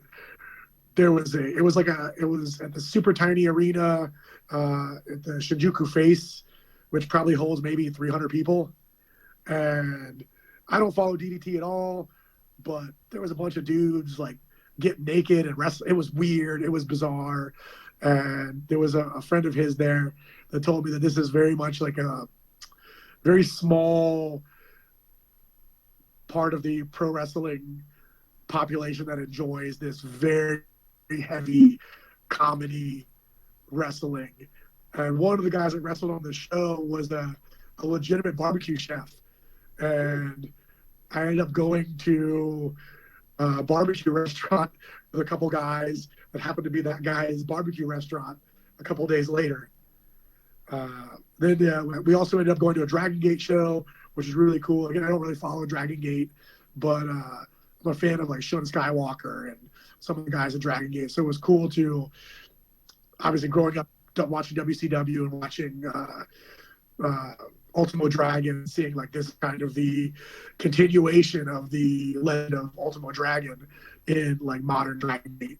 So it was cool. Like that was, I'd say like for me, obviously I've only wrestled actual wrestling myself in Dubai. So I mean the arena that we wrestle at is a minute drive from my apartment. So road stories of my actual wrestling, not so much. But I've also, I guess, as a kid, I was able to go to Heatwave '98 in Dayton, Ohio, and got to see Hayabusa wrestle, Rob Van Dam, Sabu, Shinzei Shizaki, who was originally Hakushi. So that's kind of like a little thing on my bucket list of pro wrestling things that I got to do as a kid was not only checking off the fact that I've seen Liger wrestle and I've seen Minoru Suzuki wrestle, seen Joe Nakayama wrestle, but I got to see Hayabusa wrestle also. Oh yeah, and I completely understand seeing a DDT show as being bizarre. That pretty much checks out for them. I don't even know how to explain what I watched. I've got a couple of videos that I've showed people, and they're like, "Dude, what is this? Are you in like Tijuana, Mexico, or something?" I'm like, "Nope, this was in Shinjuku in Tokyo." These guys are Japan. doing pro wrestling. Japan makes TJ look tame. It was. I don't know if I could, but after that, I get the whole like Kenny Omega wrestling a blow-up doll. That whole, I get it. I mean, that's the lore of DDT. I don't understand. Obviously, I didn't follow at the time, but how you have guys like Pac over there, and was it Pac was a Dragon Gate? Who was a DDT? I guess Ibushi was a DDT. But they're guys that have like guys that we think of as like legit, like super, and some of those guys are super talented too. Like there are a couple guys that I watched wrestle that were legitimately super talented pro wrestlers that weren't doing any goofy stuff. But there's a lot of goofy stuff. So if you like comedy pro wrestling and you go to Japan, make sure you go to a DDT show. I'm sure you'll enjoy yourself.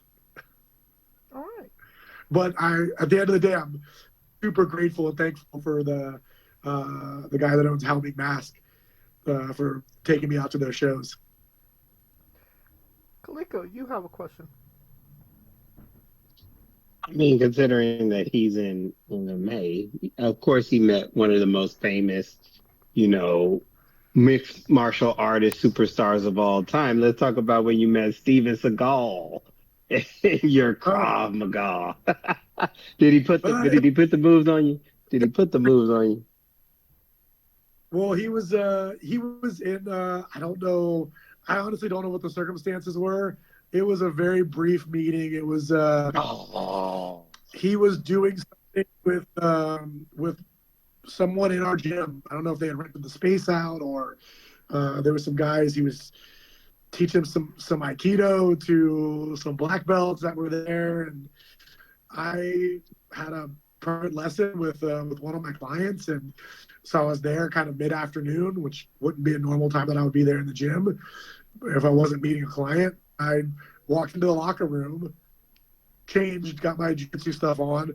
I walked out, and at the time we had a bench right next to the entrance to the changing rooms. And I walked.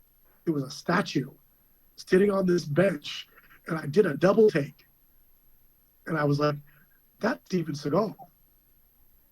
And then I walked back into the locker room and got my phone out of my gym bag, and I walked back out, and I just sat down next to him, and I was like, "Hello. I was in your movies. I watched all your movies with my dad when I was a little kid." And he just slowly turned and looked at me, and he was like, "Thank you." And then he kind of looked at my belt and saw that I was a black belt, and he was like, "What martial arts do you do?" And I told him I was a Brazilian Jiu-Jitsu black belt. And he was like, asked me if I lived in Dubai, and I told him I lived in Dubai, and he asked me how I liked living in Dubai, and it was a very brief interaction, and it was just one of those things, like once in a lifetime opportunity that you just walk out of a locker room of a gym and Steven Seagal sitting there, one of the guys you grew up.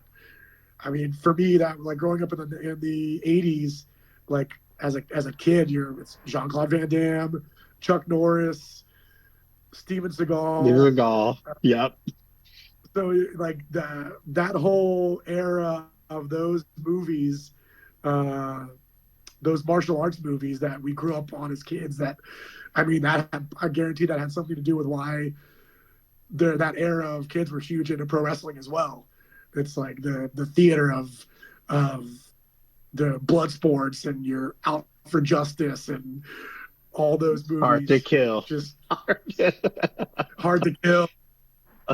Like just walking out and seeing like that dude sitting there, like, and it was a very, like I said, it was a very brief comment, probably 5 or 10 minutes of like sitting on a bench, and I was like, I got to snap a picture and go back to work. So nothing much there. It was I did talk to a guy that a buddy of mine that did end up somehow being used to do some training with him, but he said the stuff that he was teaching was like chopping people's throat and stuff, like very, like, I don't know. We both were kind of like, I mean, probably not working an MMA fight, but if you're on the streets, maybe, I don't know. If you're in a bar, sure. Hey, that sounds better than my stories, man. I didn't get a chance to train with him or learn anything from him personally, but he drops in through Dubai quite often, from what I hear. Really? Really? It is interesting because I don't. Continue. I don't think he lives in the States. I think he lives somewhere else, Europe, Russia, or something. So Dubai is one of the biggest connecting airports in the world. So, like, if you're going from Europe to the U.S. or from Russia or like a lot of places, either through Dubai or Qatar, like through the Middle East. So one of the major airport hubs here is Dubai. So I think a lot of people book their connecting flights through Dubai and then book themselves maybe a 48-hour layover and hang out in Dubai for a couple of days. I did the same thing with Singapore when I went to Japan. I did a weekend layover in Singapore and caught some pro wrestling or not pro wrestling, some MMA. They had a one championship MMA fight there, and caught up with some friends there and got tattooed, and then flew to Japan. Now, keeping up with encounters you've had, you've met the king himself, Minoru Suzuki. What was that experience like? It was again a very brief experience. He has a shop in Tokyo called Pile Driver, and he hangs out at his shop. If he's not wrestling, he's just hanging out at his shop, selling T-shirts. It's in Harajuku, and I've been a couple times. Every time I've been to Japan, I've gone to his shop at least once, and one of the times I showed up there, he was just hanging out. And he doesn't speak maybe he's gotten better since he spent a lot more time in the States. This would have been, I think, 2018 maybe. And he didn't speak very much English. I had a couple of friends that I knew through MMA that knew him through like Pancrase and Shudo. And I kind of like told him like, oh, I'm a jiu-jitsu guy. I think I met him before I was pro wrestling. So I told him like my background in jiu-jitsu and MMA and kind of the guys I knew that he might have crossed paths with through Pancrase. And at the time I was chatting with D-Boy Smith Jr. about doing some catch wrestling training. And so I kind of was like, he didn't really flinch on any of the people that I kind of was like trying to use as a connection to say like, hey, like chat with me. I know these guys, like I'm involved in the MMA, pro wrestling, or jiu-jitsu community. And then I was like, oh, I know, like I talk to Davey Boy Smith Jr. sometimes. He's like, oh, Davey Boy. He's like, this is my brother. And I was like, cool, awesome. And then he kind of I was like, can I get a picture? And he was like, yeah. And then I kind of felt like I was, because I don't know, like I don't know, his English has gotten better, but at the time didn't seem very talkative. So I was like, well, I'll buy a couple T-shirts and then be on my way. Oh yeah. All right. Can you tell us about your love of Conan the Barbarian? That was probably that's that '80s era of. I was about to say the Arnold Conan, not the TV show, the actual. Yeah, it's Conan the Barbarian, Conan the Destroyer. It was one of those things that like just the soundtrack, and when I was competing a lot in jiu-jitsu, that was kind of like the movie I'd watch the night before my competitions to get hyped up. I had it on DVD, and you would watch it. Just the soundtrack, even to this day, like. If I want like something epic, just like to get hyped up for something, I'm like, oh, like let's throw on like one like the Conan the Barbarian soundtrack on Spotify. And there's actually a funny story too, is that one of my first jiu-jitsu training partners had a Frank Frazetta painting as a tattoo, the cover of a Molly Hatchet record. And Frank Frazetta also did the art for some of the Conan the Barbarian novels, and I think he might have done like the famous. He had something to do with he did the original art that the famous pose with Conan holding the sword and the girl like at his leg. That movie poster is based on a Frank Frazetta painting. Really? And I have a bunch of tattoos on one of my legs that's all like, it started out like jiu-jitsu related. It was like I got one for my black belt, and I got one for different things. And I was like, well, what can I get that really kind of commemorates something that I'll get about my jiu-jitsu journey that nobody else really needs to know. And I ended up getting a Frank Frazetta Death Dealer painting as a tattoo. And I tell people, like, they're like, oh, why'd you get that as a tattoo? And well, one of my friends, one of the guys that first got me into jiu-jitsu has a Frank Frazetta Death Dealer painting as a tattoo. And that's also correlates back to Conan the Barbarian, because Frank Frazetta was the inspiration for that movie poster for the original Conan the Barbarian. So it doesn't make a lot of sense to anybody else, but it makes a lot of sense to me. And it's people don't get it, but I think Frank Frazetta is probably my favorite painter. I actually found a Frank Frazetta calendar from like the 1980s in a novelty shop in Tokyo. I was just like, it was just in the window, and I was like, I don't even know what this is, but I'm gonna have to buy this. Great. See, now that makes me wonder what is his Mount Rushmore of '80s action heroes? Because I'm thinking Seagal. Ooh. I'm guessing Seagal, Van Damme. Van Damme for sure. I mean, I might even have to throw in Michael Dudikoff. Ooh. American Ninja. Yes, American Ninja, yeah. Ninja franchise. Oh, yeah. Pre when it was, I think Michael Dudikoff was in like the first 2 or 3, and then they had Sasha Mitchell. Sasha Mitchell from Step by Step. Yeah. He was in like after Michael Dudikoff jumped out. They had that dude. That he was in all like the later American Ninja franchise movies.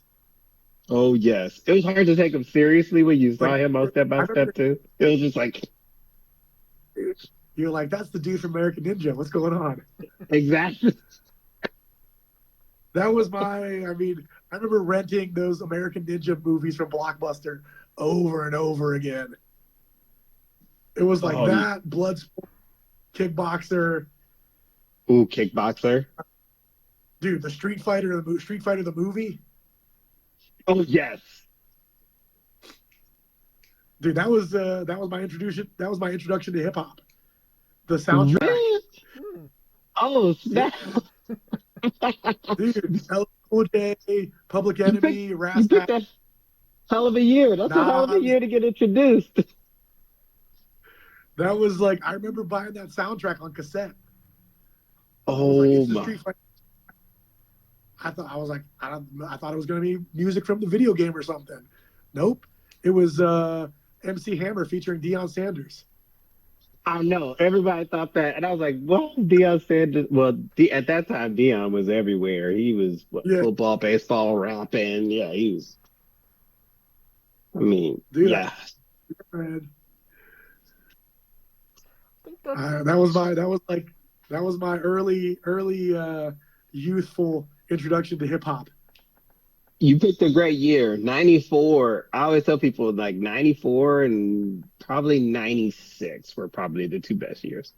Because 94, you felt you got noise from everywhere. Because LL Cool J did not sound like Nas didn't sound like Public Enemy, and Deion Sanders was just way out of left field. So, and then at that time, I think Shaq was still rapping. So yeah, you picked a hell of a year.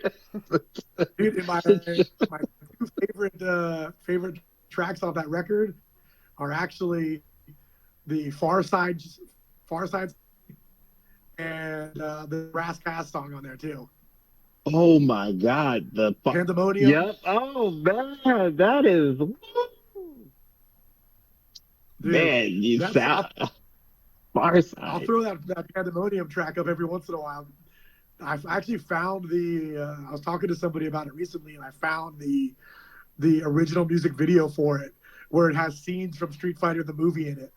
And the dudes are like there's like 2 kids playing Street Fighter, and the dudes from Far Side rapping, like cut in between these kids playing Street Fighter. I think that's a great segue into the colossal question. No, Kaliko? I'm ready. Kaliko, you done? Yeah, I'm here. Did we lose him? Oh no. He was muted for a second. No. Hey man, when he said the Far Side, it may be because I just saw them in concert. Well, of course, the -1 member, they were just in concert here like a couple months ago. People sleep on the Far Side. Oh yeah. Hit him with. Are you in LA? I'm in San Diego. So they do like little hit it tours every now and then, like between him and maybe LL. But LL just released the album, so he's probably big boy now because he got Eminem with him. But yeah, all them cats. Kaliko, hit him with the colossal question. I mean, that is a perfect segue to this question. And I couldn't think of a better segue to this question. So we usually ask people, hey, you get a movie, you get so big into wrestling, you're all over New Japan, you're headlining WrestleManias, and you're so good that they want to do a biopic documentary for you. You know what I mean? You get the best action figure star at the time to play you as your comeuppance into the wrestling business. But every wrestling movie or documentary has to have a score and a soundtrack. So the best song, and pick 5 songs that represent you in your journey into wrestling. Okay. So I definitely have to go with. So I'm straight edge. I've been straight edge since I was 16. I'm 40 now.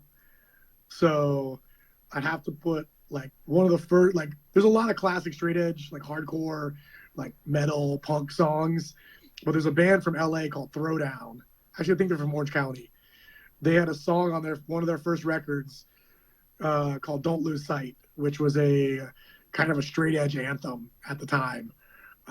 In like that early, like probably like 2001, 2002, around that time. So that definitely on there, be there. That would be me as like a straight edge kid getting into jujitsu and stuff like that. My entrance music for like most of my career with Dubai Pro with WrestleFest DXB has been a Trivium song called Silence in the Snow. So I'd have to throw that in there. Obviously, that was a song I had playing when I won the world title for Dubai. So I'd have to go with a Trivium song. A big inspiration for me in pro wrestling is Andy Williams, the Butcher, of the Butcher and the Blade. I've known him. I saw his band Every Time I Die in probably 2001, maybe. And I've been a fan of them since then. I've been friends with Andy through like the punk and metal and hardcore scene. And one of the things that when I saw that he started, I was like, man, I could definitely do pro wrestling. Like, I'm not saying it was like one of those things where I was like, he's not 25 years old. I don't know how old he is, but I think he's older than me. So I was like, man, that dude is killing it. Even when he was just doing indie stuff, I would watch him on the indies, like just wrestling like the Buffalo, New York scene. And then he got signed by AEW, and I was like, man, that's an inspiration for me. And Every Time I Die still is one of my favorite bands. So they have a song on their first full-length record called The Logic of Crocodiles. It's just like chaotic, and the lyrics are just manic. So I'd have to put that on there. Then I would go with my like training montage of like getting ready for either, I don't know, maybe getting into wrestling or something of that nature, or getting ready for a show or something, would definitely be something off of the Conan the Barbarian soundtrack or the score. Maybe the Anvil of Crom or something like that. One of those like March anthems. And then most of my life I've loved, I grew up on punk and hardcore and metal, but I've also loved hip hop, and I'll go with like kind of like a chill. I'm a huge fan of Merce from Living Legends. Oh my God! Man, you got me there, Merce. He used to come through Cincinnati all the time. I used to go to Scribble Jam when Scribble Jam was a big deal in Cincinnati. So you had like Merce and all the guys off of Rhyme Sayers were always there. Rhyme Sayers, Aesop Rock and like Idea and Abilities and Brother Ali and all those guys. But I still like if I'm driving and I need to chill, I'll throw on like a random Merce like shuffle. And his first record, I think maybe it was his second record, is The Beginning of the End, and there's a track on there called Transitions as a Rider, which I never skateboarded, but like the song has like a cool like, chill vibe. And I mean even like pre like the stuff he did with Ninth Wonder, but like, and I know Merce is a huge pro wrestling fan too. Oh. I've seen him randomly post stuff about pro wrestling every once in a while too. So I'll throw that in there just because like I needed some hip hop representation. I know Merce is a pro wrestling fan, so and again like he's one of those artists where maybe between like Merce and Atmosphere, maybe, like if I just wanted some like chill hip hop, I'll throw something like that on. If I need some aggro hip hop, I'll throw on like some old 3-6 Mafia or something. Oh or some my Project goodness! Pat, but You speaking my language? Okay, this guy. Hold on, wait a minute. This is. Sorry, James. This is about to delve off into music. I met Merce at WrestleMania 32. I met him in Dallas at WrestleMania 32. This dude was just literally sitting in the crowd, right? And I think at the time everybody was kind of trying to take pictures with the Shock Taker guy. But then I saw this dude and I was like, dude, you look like Merce. And I came up to him and I was like, yo, Merce? He's like, yep. And everyone just heard me scream. I was like, oh, shit. Because they thought something was like somebody was passing out. I'm like, oh, shit, it's Homie's Merce. And I'm going off on all of his records. Super humble guy, man. Couldn't have been a nicer dude. I'm calling him sir and keep making your real shit. And he's like, don't call me sir, man. You ain't got to call me sir. And I just went on. I mean, it was just probably one of the best times of my life at a WrestleMania weekend meeting Merce. Because he is a big hip hop fan and he just pops in. He's smooth and chill. And I'm like, oh, shit. I have like a very like weird pseudo connection to Merce. One of my good friends back in Cincinnati is a good dude named Dibs. So Dibs used to be one of the guys that was involved with Scribble Jam, Rhyme Sayers, all that kind of stuff. And I think he did some stuff on that that record for Merce. There's a track there called Dibs Did This Shit. And that's my dude Dibs. And I saw Dibs hit me up about pro wrestling last year, and he was like, and I started chatting with him, and I was like, yo, can you do music for me? And he was like, yeah, man, let me do something. I just need to get back on. And he was like, man, I'll definitely do something for you. Like I'll put together like an intro song for you or something. Like, so I'm like, I just need to get back on him. I know he's a busy dude. He was just out with like doing some stuff at Red Rocks with like, I guess it's been a while now, but he was doing some stuff with like hieroglyphics and I was out at Red Rocks. Yeah, there was some big thing they did with like atmosphere and hieroglyphics, and he was doing that stuff. He was out there with those guys. Could it have been like, Hyro Day? Because I know in Oakland they do Hyro Day, which is also changed. It was Colorado. What was that? I know they usually do like Hyro Day in Oakland, but I know Atmosphere has been running around too, because they're having a little Rhyme Sayer festival here in LA soon. So and I know a couple of them cats are on the show, along with like Cypress Hill and stuff. Yeah, it's getting there. Like the real lyricism is coming back. Real shit. There was I think I posted something, and I did a reel one time, and I put some Merce like a Merce track on the reel, and then I tagged Dibs in it and I tagged Merce in it, and Merce reposted, and I was like, that's tight. I was like, it was like a little like a fan moment of being like, oh man, that dude reposted my stuff. That's sick. Oh man, yeah, Burns is off the wall. I remember this dude. He had a concert in here in Dago. I went to the concert. It was right after SmackDown. Speaking of the devil, so he probably went to the show. We all went to the spot. It was at the Casbah, and everybody, most hip hoppers coming in, just trying to be like this big thing with Entourage or whatever the case may be. No, this dude just slides in. No one notices he slides in. He just walks in through the back. He going up, he sets up the stage, and he sets the stage up with bubbles. And he's just blowing bubbles, blowing bubbles all across the stage. And everybody's like, where the fuck is these bubbles come on? And then that's when he went into his set. They're like, what the fuck? Like, it was just like the most awkward way to start a show. It was dope, though. It was dope as hell. Yeah, next time I get back to the States, man, I got to get out and see some stuff, man.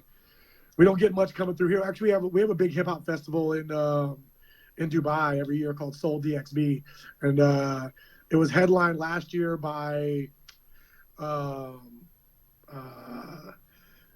Badass and Busta Rhymes. Oh yeah. And then this year they just announced The Roots as the headliner. Hey. Ooh, that's a good one. That's a good one. The Roots. Project Pat ain't coming back anytime soon because he's a preacher now. Project Pat is a preacher. I just found out he became a preacher. I was like, wait, what? Well, now that we have the soundtrack down, everybody knows you get the soundtrack first, then you write the script, and then you go to casting. Who plays the Hatchet? And you can't say yourself because you are obligated to make a Stan Lee-esque cameo. So the easiest go-to for me would be Tom Hardy. Okay, I could see that for sure. Yep. That's the random comparison I get from like people out here. They're just like, they'll see me, beard, tattoos. They're like, you kind of look like Tom Hardy. I'm like, cool, I'll go with it. I used to get, it wasn't as wild. I used to get Keanu Reeves sometimes, but I think for that action movie, I got to go with Tom Hardy. Okay. Now every movie, beard out, get grind. Every movie has a supporting cast. Who would be 3 people significant to you and your story that would be in your movie, and who would play them? Oh, that's pretty tough. I'd have to put in my jiu-jitsu coach, George Gurgel. If it wasn't for George kind of believing in who I was and how what I wanted to do with my life, coaching, teaching, and giving me the opportunities that I had to grow as a jiu-jitsu instructor, as a competitor, as a person, I probably wouldn't be here. I wouldn't be in Dubai. I wouldn't be doing pro wrestling. So George Gurgel would absolutely have to be someone in that movie. I don't know any Brazilian actors. I don't know who could play a good Brazilian. That I'm not sure. I don't know. I'm kind of stumped on that one. We could leave it up. George would definitely have to be. Significant people in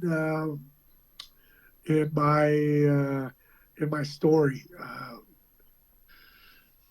When it comes to where I've arrived at, getting to the world of pro wrestling, I'd say, ooh, that's tough. Just to not to make this a bunch of dead air with me trying to overcomplicate and overthink things. I know that Kuya Bird mentioned Shaheen. That I'd have to have that first match with Shaheen in that story. And I don't know. I mean, I'm bad. I'm bad with like current actors. I know I get the Tom Hardy reference a lot, so that's a good reference for me. But as far as actors for the other people, we could leave it up to casting. That's not a problem. It's your movie. It's your movie. You can pick whoever you want.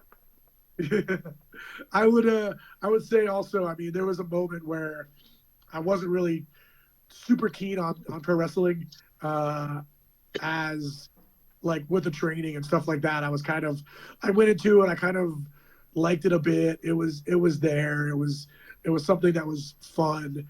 But I really hadn't fallen in love with the training and learning how to be a pro wrestler. And then there's a guy on our roster, Jay Lamrod, and we kind of met and one of the training sessions, and he was one of the people that I kind of found a connection with when it came to actually working and training and so I don't know, just for the lack of other. I mean, there's so many people in my story that would be bit players and where I came from, going through. I mean, there's people, just random people in my life that were influential and kind of mentors, different times in my life. But in that moment, if the story is about how I got into pro wrestling, there'd be that moment after going to a few training sessions where I was like, just wasn't really feeling it, and I wasn't really sure if I was going to keep it up. And then I came in one day and I met Jay, and we started chatting about Japanese pro wrestling and kind of like ECW and your CZW and just random, like, that era of pro wrestling. And I was like, oh, this dude gets the wrestling that I'm into. Like I said at the time, I haven't watched WWE in 15 years. So people telling me about what was going on in modern WWE, it just wasn't something I was into.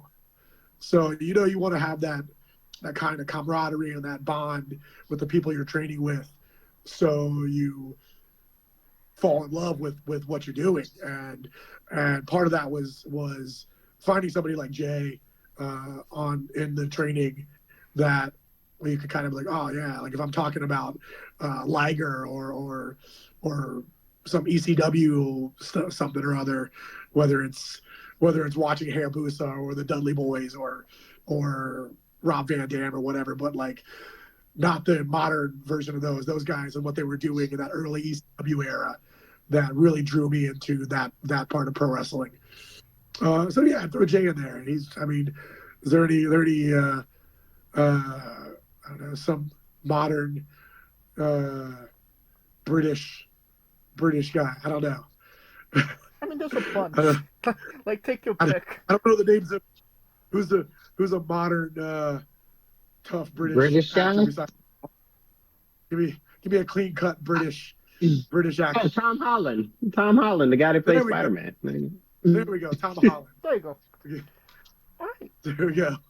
It's sounding like a big movie, a blockbuster to say the least, and you could pre-order the tickets now. Alright, on to a controversial subject. Pineapple on pizza. What's your stance? Dude, it's fine with me.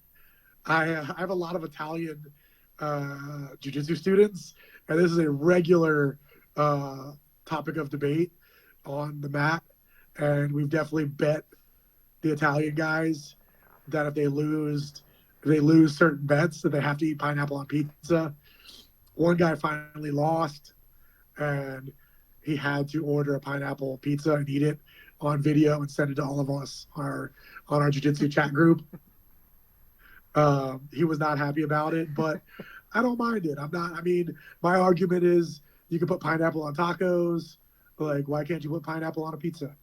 There's tomato and cheese and meat on a taco. Why can't you put pineapple on a pizza?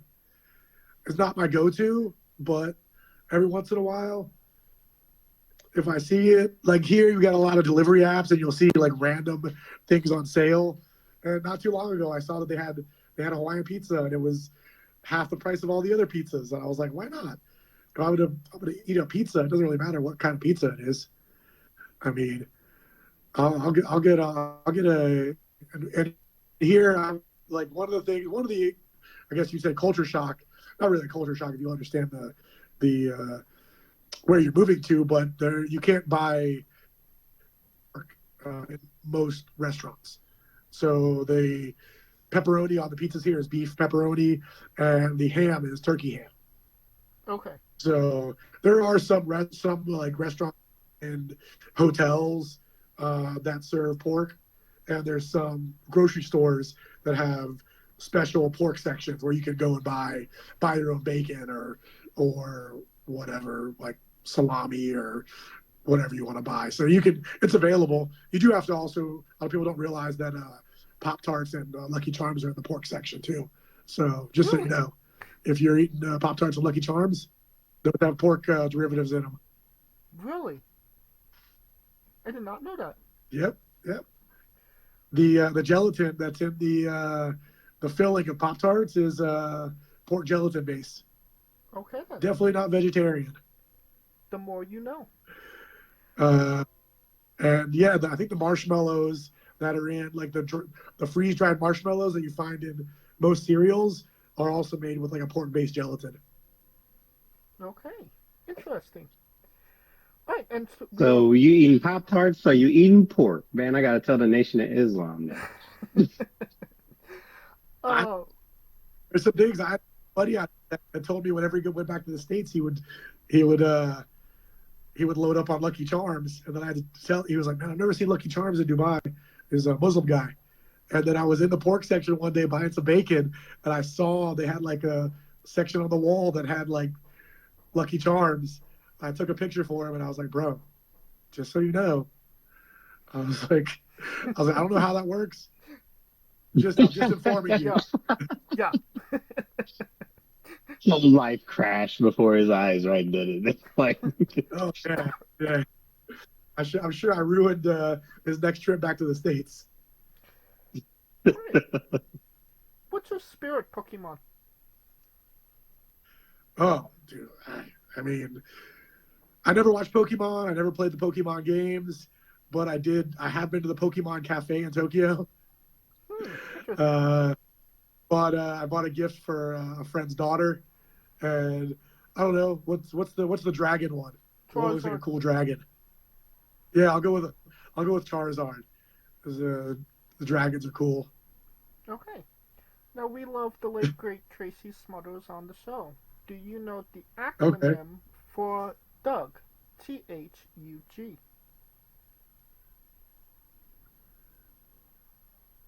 Oh,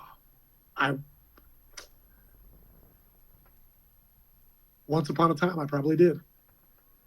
Would you like me to Tell me? spell it out? I'm stumped. T is Sure. for terrible, H is for hell, U is for ugly, and G is for jail, because a Doug can spell. That was I'm pretty sure my dad actually. I talked to my dad last week, and he told me he found a box in the basement that had all my 1990s WCW trading cards in it, and I guarantee there's a Tracy Smothers in there. Awesome. oh, that's awesome. That really is. We love the late great Tracy Smothers trying to keep the memory alive on the show. I was a fan. Was he in the Young Pistols? Full-blooded Italians. No, WCW. Ooh, not a big. He was in the Young. I think it was him, and it was Tracy Smothers and like Steve Armstrong or something. Possibly. I'll have to Wikipedia that later. Yeah. All right. Weirdest question you'll be asked on a wrestling interview, hopefully. Would you ever consider wrestling a rock? Not Dwayne Johnson, not the country, an actual physical rock. Well, you guys remember? Did you guys watch the Physical 100 show on Netflix? I've seen it, but I haven't seen it. So it's a Korean like physical kind of obstacle course kind of deal where they challenge each other to this the 100 most fit people in Korea. And one of the things is they have this giant ball that could be a rock, and they have to fight over the rock. Two people have to see who can at the end of a 3-minute round who has possession of the rock. So I would imagine that it would be something similar between that and was it Kota Ibushi wrestling the blow up doll in DDT. Right. So I'm sure you can, if Kota Ibushi can wrestle a blow up doll, I'm sure you can figure out a way to wrestle a rock. There's dudes that do like the Invisible Man gimmicks where they wrestle invisible people. Hey, if you can make anything pro wrestling nowadays. Well, just for context, there's a wrestler named Psycho Mike that indeed wrestled a rock for over 15 minutes in a Tungsten Man match. That's an Iron Man match that lasted for 2 weeks. Okay. I'm sure very entertaining for the fans. Oh, definitely was. On a more And serious to answer his recent question, he was actually right. The Young Pistols, Steve Armstrong, Tracy Smothers, Young Pistols and the Wild Eyed Southern Boys. This dude knows his shit. Damn, I do. I was gonna say Brad Armstrong, and then I was like, man, I don't think it was Brad Armstrong. And what's his name? Road Dogg Jesse James would have been too young to be Jesse James Armstrong. Yeah, they were they're legends. That family, man. Hey, that family's low key unsung. I don't think when they came into WCW, they wouldn't let them go by the Wild Eyed Southern Boys. So they made them change their name to the Young Pistols. The Young Pistols, yep. Dude, that was my era. That rough, like late 80s, early 90s WCW. The Ron Simmons, Big Van Vader era. Oh yeah, the Doom State. Yeah, that one. Yeah, you're in that era when they had the toys and they were stiff as shit. Cactus Jack getting power bombed on the concrete. Yep. I still have somewhere I found on VHS at my parents' house the original the Battle Bowl from like 1990, 1991 with like Abdullah the Butcher. Abdullah the Butcher, yeah. They had like random dudes in tag teams where they would just like had like it was the Lethal Lottery. That's what it was. The Lethal Lottery, where they just made up random tag teams, and dudes were like, they had like the babyface locker room and the heel locker room. In the heel locker room, yeah. Damn, and the dudes would have to come out and that was my era. Oh yeah. On another note, where do you see yourself in 5 years? Man, I don't know. In 5 years, I'll be 45, 46 years old. Wrestling is fun. Jiu-Jitsu is my career. I had a minor non-invasive back surgery last year to kind of deal with some chronic injuries that I would be dealing with over the years. I'd like to continue to wrestle for the next couple of years, at least as long as I'm in Dubai and it's easy to commute from Dubai to other parts of the world as well. I know there's opportunities in the Middle East. There's Qatar. There's pro wrestling in Qatar, which is less than an hour away. There's pro wrestling in Saudi Arabia. There's little startup organizations in Oman. These are all like within an hour flight from Dubai. There's opportunities I have through connections I've made to do some stuff in Japan. I'd like to spend some more time in Japan, both involved in jiu-jitsu and pro wrestling. Right now, I don't see myself back in the States. I'm not married. I don't have any kids, so I can kind of go wherever I want in the world, and that's not really so I don't have anything that's really dictating where I end up. Maybe I end up in Southeast Asia. Maybe I'm still in Dubai. I don't have, other than like continuing to grow what I'm doing with the world of jiu-jitsu and continuing to kind of build my brand here, working on jiu-jitsu instructionals and stuff like that. That's kind of my goal for the foreseeable future, to wrestle as much as I can. whether it's in Dubai or in the region, or getting opportunities to go out to other places in the world. I've talked to some people in Singapore. I've got some friends in Singapore, so I'd like to go there, potentially wrestle in Singapore.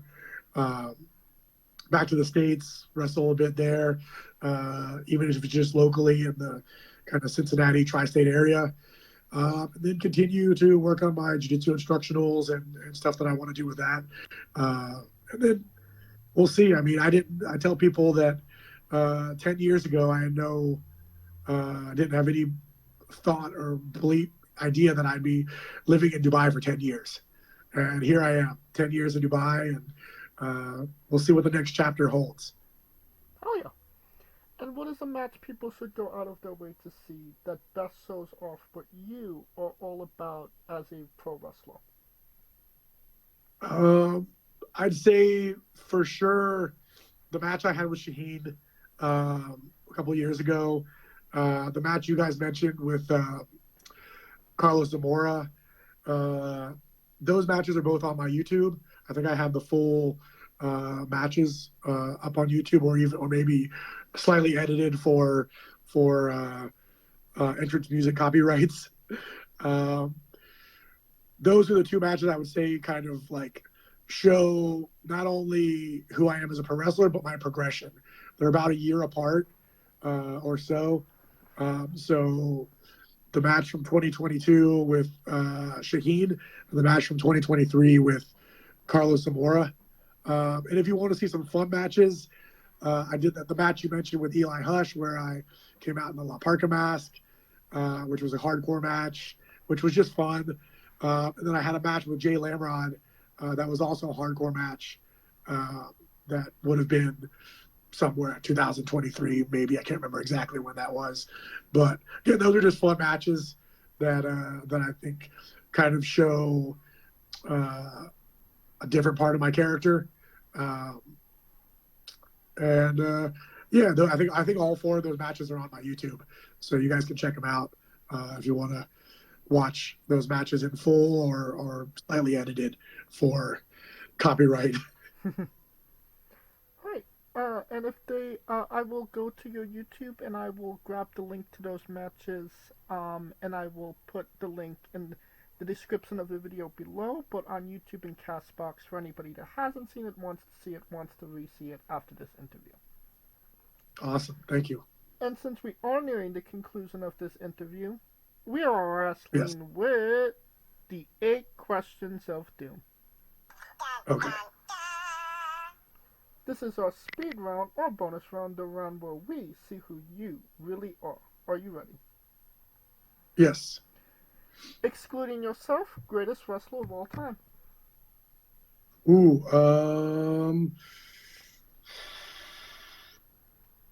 Let's go with, for longevity's sake and for my youth, I'll go Sting. Ooh. Okay. Worst wrestler. Ooh. Fake Sting.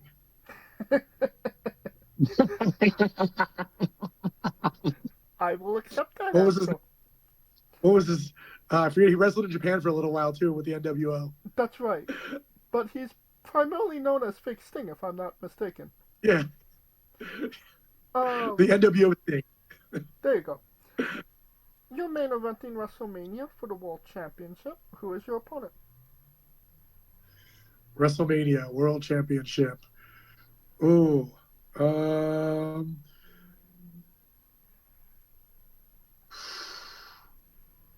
Let's go with just for fun. I'll do a twofold. I'll do a dream match and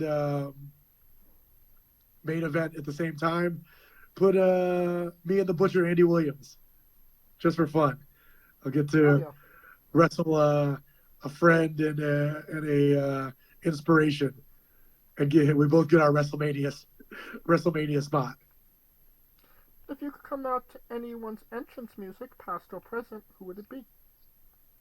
Ooh, I got two. Okay. For nostalgia's sake, the Hollywood Blondes music with Steve Austin, Stunning Steve, Flying Brian. Okay. and for like just one of my favorite entrance themes of all time, Just Incredible Prong, Snap Your Fingers, Snap Your Neck. Oh man, it's underrated. Just Incredible was underrated. Oh, definitely. Underrated. Man, that song too.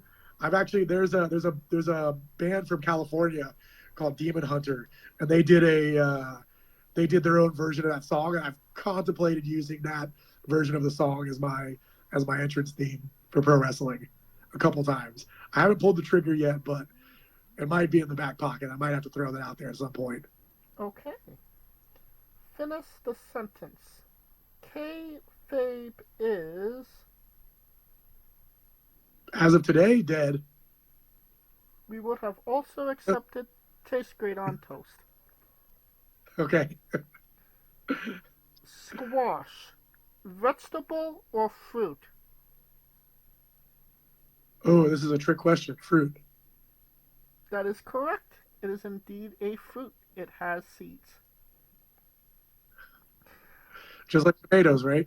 Yes, that is correct. Also correct. New Japan wrestler Taichi. His ring gear gets smaller every year, revealing more of himself to the world. My question, what is the appropriate trunks to butt cheek ratio for ring gear? Everybody should wear tights. I mean, you don't see people on the beach wearing Speedos anymore. So like full cover. I mean, unless you're Dragon Lee, I mean, don't do it. Dragon Lee's the last dude that can pull that off. Everybody else, let's go tights. Let's go tights, guys. Okay. Gotcha. It's modern pro wrestling. We don't need to be out there in our underwear anymore. All right. I mean, part of that's a joke. Part of it, I mean. And the last question, the main event, the thing everybody wants to know. Have you ever had a conversation with a stranger in a supermarket about Darby Allin? That would be 100% no. I don't see any, especially not in Dubai, and I don't think anybody in Ohio's chatting about Darby Allin, but maybe there are people. I don't know. And that's the correct answer. And that will conclude this interview. Thank you so much for coming on and doing this with me. With us, I should say. Appreciate it, guys. Thank you very much. Once again, where can we find you on social media and your merchandise? You can reach out to me on Instagram. My Instagram is Ramsey E4, RAMSEY E4. You can also reach me for booking or any other information about either jiu-jitsu or pro wrestling on by email at Ramsey, RAMSEY, BJJPW at gmail.com.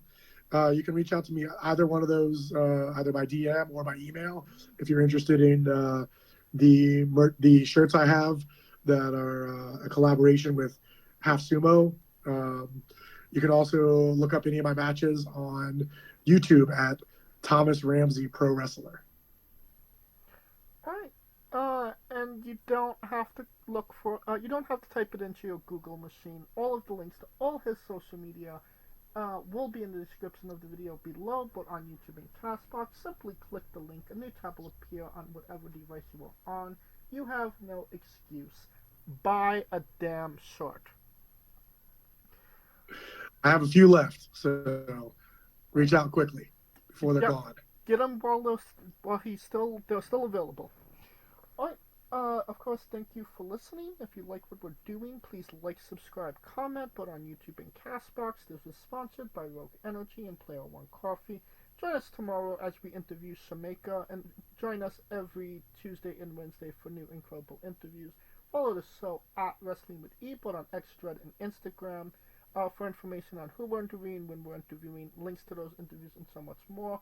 Follow me personally at JamesShay993. Where can we find Kaliko? That I am Kaliko, and Dibs do his shit. And right, Thomas, when I say wrestling wit, you say entertainment, okay? Let's go. For our special guest Thomas Ramsey, Coleco Yacht, Scooter Dust, I'm James J, and this has been Wrestling Wit Entertainment. Murs, shout out. Hey folks, this is the Colossal Mike Law, and you are listening to Wrestling with Entertainment. Enjoy the show, support these guys. We appreciate it very much. We'll see you at ringside.